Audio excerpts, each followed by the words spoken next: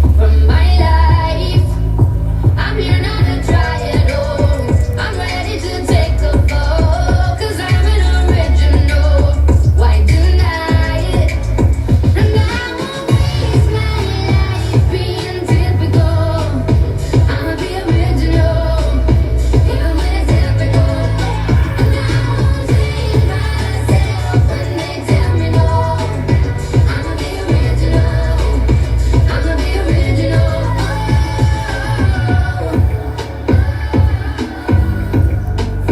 I'ma be original.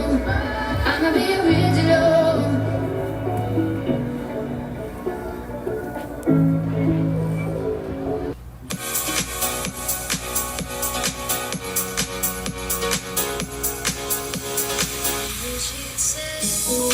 It's okay.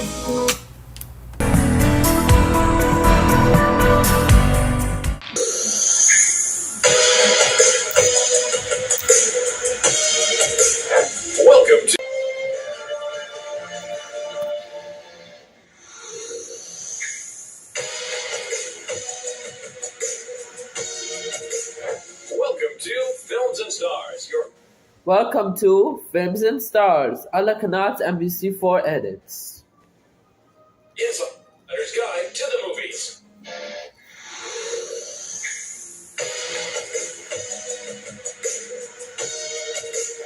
Welcome to Films and Stars, your insider's guide to the movies.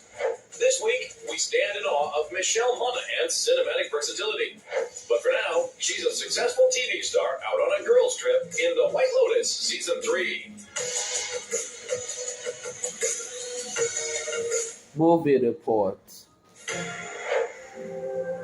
Our hotel is the best in the world. At the end of the week, it will be an entirely different person.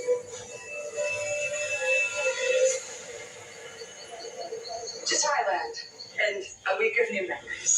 Fans of quirky dark comedy rejoice as the third season of the popular series The White Lotus is finally upon us. This Emmy Award-winning social satire once again boasts an all-star cast that heads to an A-list resort to unleash their worst, most privileged impulses. Written and directed by Mike White, this batch of episodes brings us to a new White Lotus hotel in a brand new location with a largely new cast, who were all very much into the earlier seasons. I'm going to help you bring your joy back. I'm such a big fan. Like, the first few seasons I love, and I used to say I want to be in White Lotus, but I don't know where I'd fit. I couldn't see myself in that world. And then I got the audition for Chelsea, and I was like, this could be it, this could be it. I was actually so scared to do it. I think because I cared so much, I was like weirdly like putting off doing my self-tape. I was like, don't think I'm going to do it. And my friends were like, do you think you might be self-sabotaging here because you feel like you might get it? I love it just as much as everyone else loves it. Of course, being invited to be a part of it, you certainly want to do it justice, and you want to be in service of Mike's brilliance. You know, he's such a master of tone, and I think that is something that we all, were motivated by. I think what makes this particular season a little bit different is that we're in Thailand. It's the location, and what's exciting is that we see each of the characters explore Thailand in a way that we haven't seen in previous seasons. And I think as a result of that, this show actually feels bigger. So many great locations. We moved around a ton. We switched hotels so many different times, and just to really explore the beauty of the island. I feel like Thailand's a character this season, and we get to see so much of it. Since the first season rolled out back in 2021, the series من انطلاق الموسم الأول عام 2021 أصبح المسلسل مشهور. That means the مسلسل they were doing is مشهور because it was launched in 2021 by the guest stars,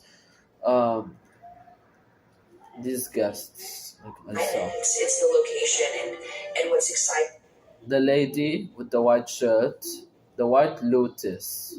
is that we see each of the characters explore Thailand in a way that we haven't seen in previous seasons. And I think as a result of that, this show actually feels bigger. So many great locations. We moved around a ton. We switched hotels so many different times, and just to really explore the beauty of the island. I feel like Thailand's a character this season, and we get to see so much of it. Since the first season rolled out back in 2021, the series has become rather iconic, and its returning cast members were treated like royalty during the shoot. I mean, season one, we just felt lucky to be working. It was COVID. We were in one location. We weren't allowed to leave the location. And to go from that to White Lotus is like a cultural phenomenon. Like, it's just, and I felt that going in. I felt that pressure and that nervousness. And I remember Carrie came up to me and she was just like, "You're nervous?" She's like, "We're all over there and we're all nervous to meet you." Old friends, long-time friends, not old. Happens in Thailand, stays in Thailand. So I play Jacqueline Lemon. I play a Hollywood famous television actress, and our storyline is that I go on a girls' trip with my childhood best friends, and we're looking to kind of reconnect and really just have a really great time. And then as the season progresses, of course, as we know, White Lotus, the facade starts to kind of melt away a little bit. We start to see some cracks in the exterior. Such a wellness centre. You should get a facial. Rick, the lady in the airport thought you were my dad. God. Chelsea's so oblivious to what the White Lotus Resort is. She's aware. She's like, why the hell are we here? So actually going into that headspace helped me forget that I was in the show. Like, I kind of didn't have the stakes of the show so much because Chelsea just kind of The brand new third season of The White Lotus is available for streaming now. I almost died today. But we got the room comped, didn't we, babe? So that was cool. Yeah, you did a great job. Good.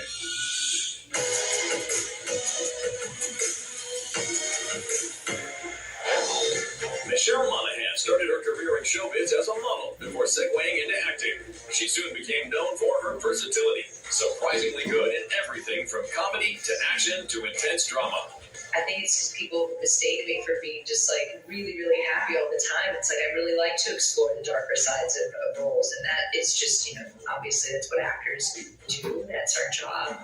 One of her biggest early breaks was in the beloved dark comedy detective flick Kiss Kiss Bang Bang opposite Robert Downey Jr. It's interesting. It's come back around now in like the latter years as a Christmas movie. It's kind of reinventing itself. In fact, people will always say to me like, "Oh, Kiss Kiss Bang Bang is my favorite Christmas movie." I was like, "Oh wow, that's right. It was set around Christmas time," and I never thought of it as that. But I'm glad that it's still. It's found its audience. It's a bit of a cult favorite, and it means so much to me because I'm so proud of that role and everybody in it. Right from the start of her career, Monaghan was working with big-name actors like Downey, Val Kilmer, Casey Affleck, and Jake Gyllenhaal. At first, she was a little starstruck. I'm nervous to meet everybody that I could potentially work with, and then you realize that they're just like you, and they're just doing their job, and everybody's just so nice and welcoming at the end of the day that it makes it much easier.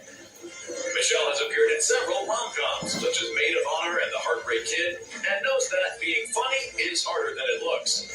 Definitely think comedy is more challenging for me than drama. It's all about the timing in comedy, so yeah, it's definitely a challenge, especially after you do something 10 or 15 or 20 times, and then it's sort of not that funny anymore. It's sort of, you've told the joke how many times, and it's not good. So it's always nice to then be able to use improv and things like that.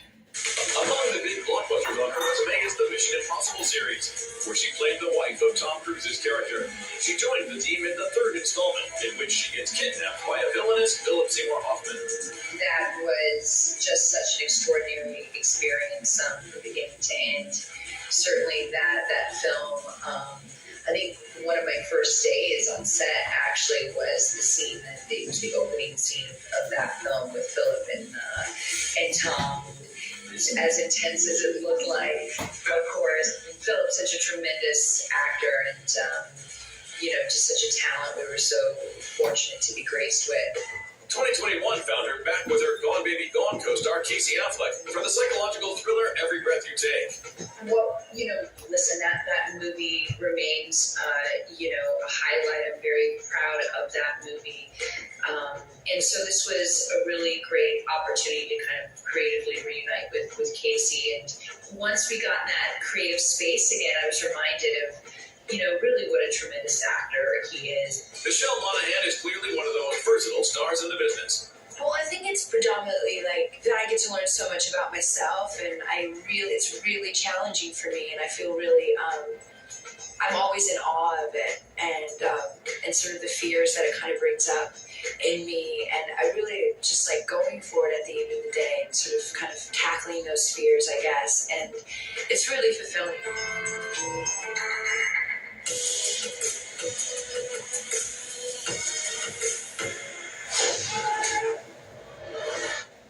Thank you for finding the time.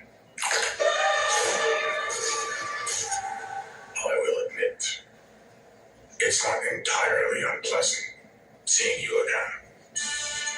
For fans, though, that might be an understatement, because after almost 7 years, the vigilante protector of Hell's Kitchen is back.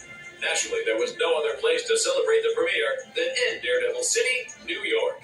Yeah, I mean, I was born and raised here, so New York has a special place for me for work, for personal reasons. But there's, we always talk about New York being a character in a show, and I think we have to be here for the premiere. We have to be in this crazy building. Oh my God. It's beautiful and it's fun. It feels celebratory, which not all premieres feel. Sometimes it feels like a chore or a job. This really feels like a party. The mayor searched the city.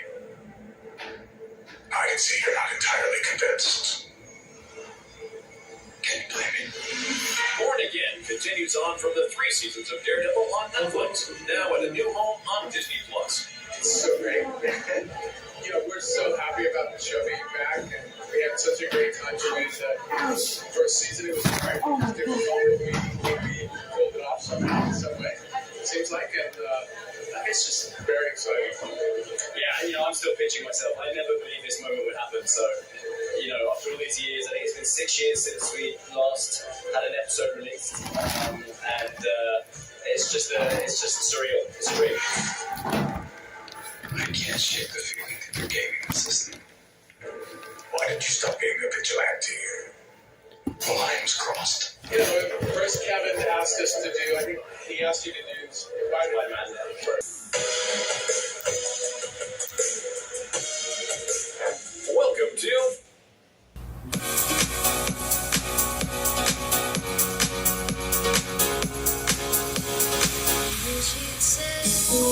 It's okay.